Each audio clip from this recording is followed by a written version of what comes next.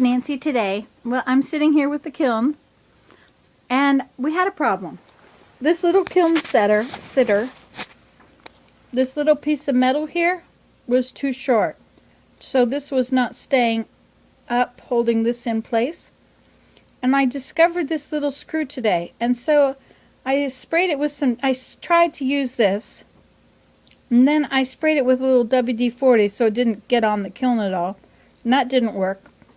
And I think that this was too small. So I used this with it. And then I found that it just turned this whole silver part.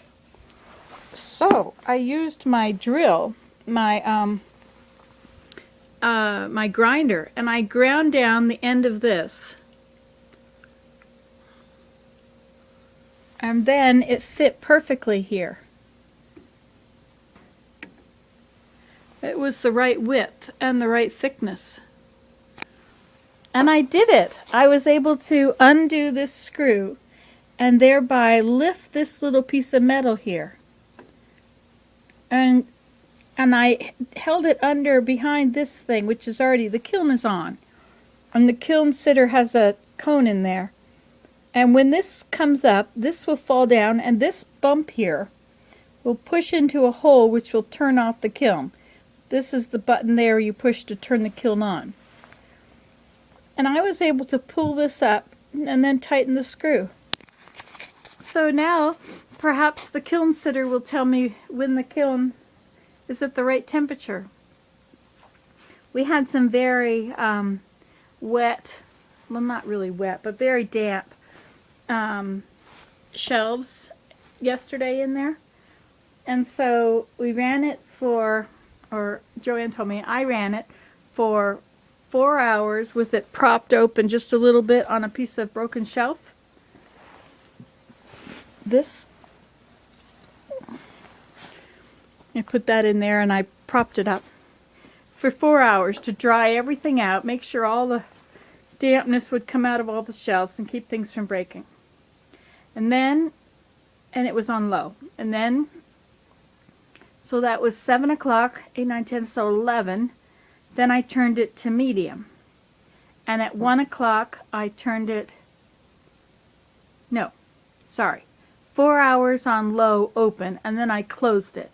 And so at 1 o'clock it had been open for 4 hours, closed for 2 hours, all on low.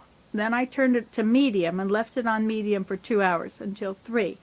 And then I got home at 3 and I turned it to high. And I've been watching the kiln. There's a little hole in the side of here, somewhere, right here. And if you look in there, you can see there's a little cone that's like this, and it's supposed to curl over. But I'm not sure how much of it will curl over. I can see about that much of it in the hole. And if the end is all that curls over, I hope I'll be able to tell. So I certainly don't want to cook it too long again like I did the last one. But this kiln sitter, this should also, I have an 06 little piece in there.